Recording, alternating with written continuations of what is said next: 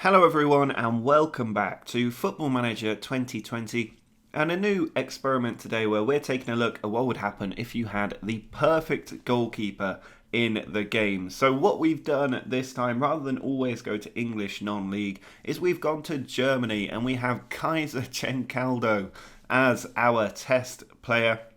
There seems to be a weird quirk in Germany where if I make the player too young, he doesn't actually play for the club that you start him at until he reaches a certain age. I don't know if there's some sort of age requirement before playing professionally in Germany, but it meant I've had to start him at 18 years old. So we will lose a couple of seasons.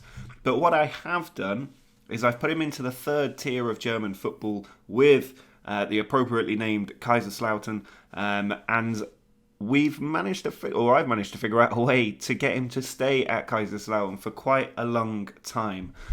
It took a little bit of testing, but we have managed to do it. So obviously he has all the standard things you would expect the perfect goalkeeper to have. Everything, including his attributes, have been boosted up to their maximum. But when we look at the club contract details, you can see I have given him lots of incentives to stay with the club. So his contract runs until 2024. Promotion wage rise, top division wage rise, and a contract extension of 3 years if they do get promoted. And I've ticked this will leave at end of contract. Now, in theory, that should stop him taking an offer with another club because he's planning to leave when this contract is up. But that alone doesn't go far enough. So what I've also done is introduce a minimum release clause of £100 million, which should put most teams off going for him. In addition to the will leave at end of contract. We've also given him extra extensions for the club of 3 years and if he plays a certain amount of games. So everything is designed to keep that contract ticking over and over and over so that we can see how he does with a team that is in the third tier of German football. So I'm hoping he'll get promoted pretty quickly. And then we can see if he's able to help the club challenge for the Bundesliga, because the club itself, nothing too special going on with them. You can see they've got okay finances. They were a Bundesliga team not too long ago, but they've suddenly had quite a big decline. I'm sure somebody in the comments might be able to tell us exactly what has gone wrong at this club. But you can see their key player already, Jenkaldo. They've got a good 50,000 seat stadium. They've got the facilities and everything to help him get to the top level. So we'll see how long he stays here. If he does move club, I'm not going to intervene unless it's, in the first 1, 2, 3 years. But hopefully he gets a good stint at Kaiserslautern, helps them win the league in Germany. And then we'll follow him to wherever he goes next, because if he's not winning league titles with Kaiserslautern, we're going to want to see him win league titles with one of the big clubs in Europe. So if you enjoy the idea of this experiment, do drop a like down below. Make sure to subscribe if you're new around here. There are new experiments every day at the moment. And let me know in the comments if there are things you want to see that I don't show you in this episode. You could also let me know if you have ideas for experiments as well. So what we'll do today is we'll go forward probably about 5 years in his career. We'll take it a year at a time, see how he gets on. And then next time we'll probably go 10 years into the future and see where he's ended up. So let's go ahead and see where he is in 5 years' time. Well, we've gone 2 years ahead to begin with to try and get an idea of how he's performed in the matches. The frustrating thing is it doesn't show you the team list, which when you've got a goalkeeper instead of a striker, it's harder to see the impact he's having on the team and when he's playing and when he's not playing. So you will have to bear with me on that one. But you can see they start off their season reasonably well, including a 1-1 draw with Bayern Munich. And then we're looking for clean sheets, really. That will be the impact that he's having on the club. You can see they are winning quite a lot of games, not conceding too many goals. Nice clean sheet here. But there are actually quite a lot of goals still going in. Almost every game there is a goal. It's very rare that he actually secures a clean sheet. But the impact he's having on the team is clearly letting the strikers get the goals so that they can get a very good run through the league table. And if we have a look towards the end of the season, they really start to pick up a lot of clean sheets here, a lot of victories as well. When you only need that one goal and you're guaranteed a clean sheet, it just means you get so many extra points when otherwise you might have been held to a draw or even a defeat. But it was clearly a very good season for Kaiserslautern, and if we go back to the first season here, you can see they do end up as champions. They only lose 4 games all season. They only concede 29 goals compared to 38 for everybody else, and that 4-point cushion as they take the league title. Then The following season, going into the second Bundesliga, Bundesliga 2, I'm not really sure how you would name these, you can see really poor start to the season, which looks a little bit unusual. They aren't conceding a load of goals, they are conceding quite a few in every game. And the reason for that is I accidentally put his injury proneness at 20 instead of at 1, which means he is extremely injury prone instead of not injury prone. I do manage to go back and fix this, and halfway through the season he comes back from injury, and you can see this is where the clean sheets step in. But it's an interesting look at how they would do without him compared to how they do with him. So the first half of the season he's not in the team, and they're getting hammered, 3-0 defeats in there as well. And then they start to win games, a clean sheet, start to step in, 1 goal a game being conceded, but it's enough to let them get the wins. But it still has an impact on their year, and they end up finishing in 14th place. But you can see here, this is where he comes back into the team, 8.5, always above a 7, which shows it's not often a goalkeeper gets above 7, even if you're with a big team with a good goalkeeper. So the fact that he's consistently that high up, and then he must get another injury here, just goes to show. And that's the only time here where he's actually in the team this season, and they keep get a lot of victories along the way before it starts to fall apart. So he really is a big part of what this club is trying to do. Now, if we have a look at Jenkaldo, then we can see he's still got everything the same except for his bravery dropped down to 19. Currently worth just 8.5 million, which is a bit of a steal, but 24k wage slapped onto him. But his contract runs till 2027, 6-year contract for him. And if we just have a look at those contract details, you can see I bumped up all these extension after promotion and everything else. So if they do get promoted next season, he will stay at the club. Looking at his career stats, you can see I haven't had to bring him back to the club. He's been here the whole time. But those average ratings for a goalkeeper are off the charts, especially in his first season. 30 games, 17 conceded, 17 clean sheets, and 8 man-of-the-match performances for a goalkeeper says it all, really. The fact that he kept 18 in 32 in all competitions, just absolutely brilliant. And then the second season, he may have been injured for a long part of it, but he still showed his value. 6 clean sheets, 2 man-of-the-match performances in the next league up. If we just have a look at his injuries, you can see the impact of having a 20 for injury proneness and what that's done to him. Not too many major injuries. Out for a couple of weeks, 4 weeks, a few days, 2 weeks, 4 weeks. But then it was this one where I realised there was a major problem. He was out for 7 weeks and then out for 3 months. But I have fixed the injury proneness. So from the start of next season, he should be back in the team. But just having a look at these milestones here, you can see he makes his senior club debut. And then he gets his first under-21 international cap against Russia. And then he makes his international debut against Holland in 2019 when he's still playing in the 3rd tier, which is just sensational stuff. Named in the best 11, supporters player of the year, most records for man of the match with 8 despite being a keeper, wins the title, and then player of the year, runner-up in the league, which is a little bit harsh, I would say. But then he's named captain ahead of their second season.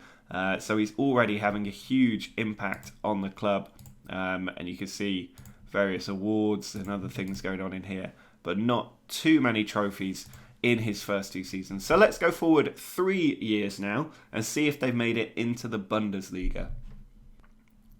Well, starting out with their run in the Bundesliga, you can see the impact he's had on being available from the first day here, getting quite a few wins and draws, very few goals conceded. Very rare they concede more than 1 goal in a game. A little bit of a rough patch here before they go on another really good run. A full 1 defeat here, not great. But lots of clean sheets again, quite a few draws. And you can just see they seem almost unbeatable with Jenkaldo in goal. Not the best season, but they do manage to get promoted despite not having the greatest season. It's just because they haven't lost that many games. They even lost 7 games and still managed to make it up. If we have a quick look at this league table for that year, you can see they finish in 2nd place and get promoted with just 60 points. It's a very low points total in a 34-game season. Even if they played 4 more games and won them all, they'd only be on 72 points, which in the Premier League would be nowhere near enough for a title. It would mean the title being decided on 75 if they won all 4 games. So just a really well-balanced season. But the goals conceded only 33 goals conceded. The same number as Hannover 96, who did win the title. But 12 draws in there. They just weren't able to win as many games in order to get the title. But it doesn't really matter because they're into the Bundesliga. And we get to see how he does in the Bundesliga. And it's not a surprise that he does struggle to begin with. 3 goals going in almost every single game. You can see he is in goal for these matches. A 3-0 defeat to Bayern Munich. There's not a lot he can do there. But then they do manage to beat Hannover 96, get their first Bundesliga win. And then the victories do start to come in the team, for the team. A couple of defeats in the friendlies over the winter break, but they are starting to come back. They go through in the DFB Pokal, and he actually scores in the penalty shootout there, the first goal for them. He is a brilliant penalty and free kick taker, but I don't think that he's going to be doing them in open play. And their season really just struggling a little bit, going out in the quarterfinal here, a huge penalty shootout. But they are picking up enough wins to just about scrape safety. And the following year, they are still in the Bundesliga. They go through against Wedberg Beck, 5-0, very good victory there. And there's a lot more wins in the Bundesliga this season. They will be strengthening the team, bringing players in, and starting to catch up to their level. And really, his job to this point has been saving them. You can see he gets an 8.2 in this 2-0 win over Leipzig, which shows how much he's doing to keep the ball out the back of the net. And then their season does struggle a little bit. They go out of the German Cup.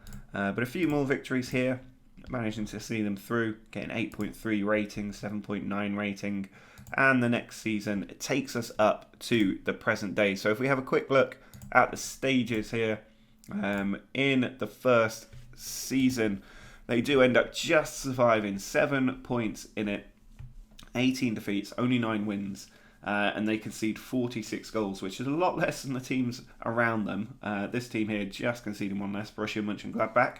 But a minus 17 goal difference when you've got 18 defeats is not too bad. And then the following year, they actually managed to finish up in 12th. So a little bit of an improvement for them there on 41 points, well clear of relegation, and actually pushing in towards the top half of the table. So it'd be interesting to see how they manage to do going on from there.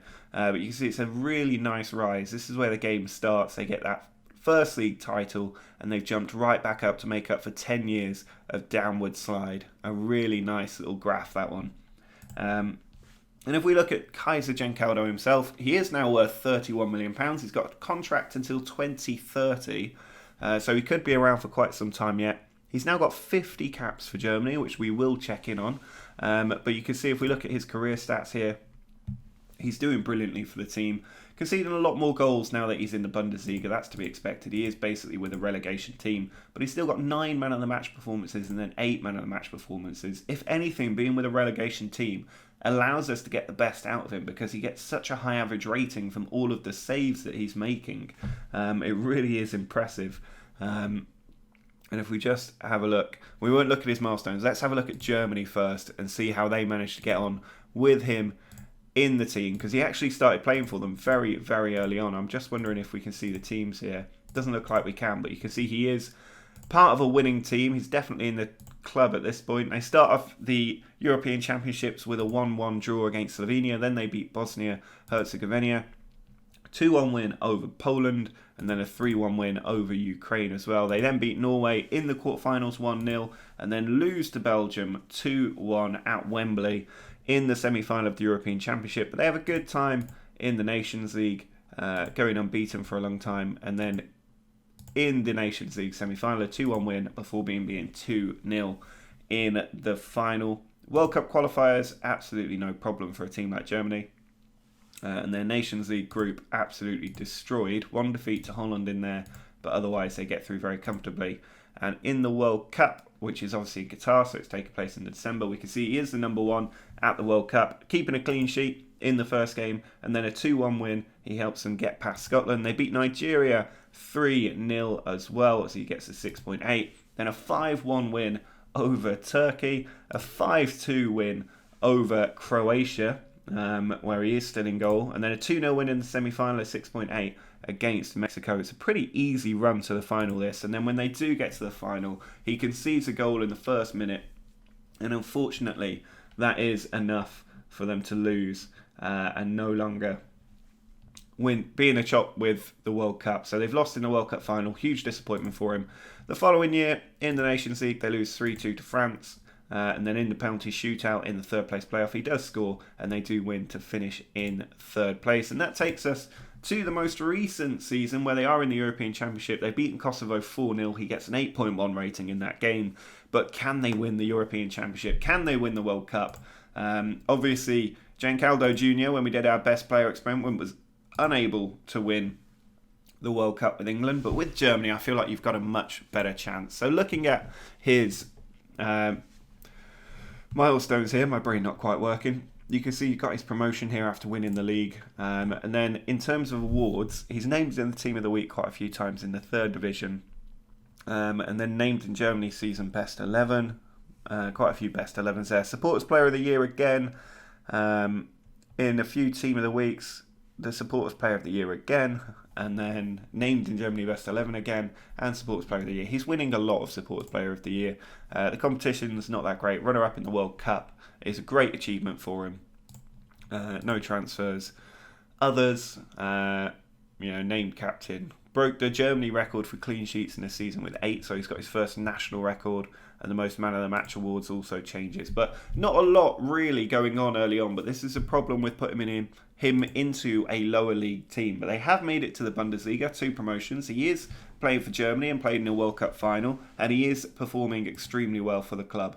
So what we'll do next time is we'll go probably 10 years into the future. If he moves team, then that's fine. I don't think Kaiserslaurten are going to be winning the Bundesliga anytime soon, even with him at the club. But we can keep an eye on it. We'll keep him here for a little while, and then we'll see how he gets on. Do drop a like down below if you enjoyed this experiment. Make sure to subscribe for the next part, which should be out either tomorrow or the day after. And until next time, see ya.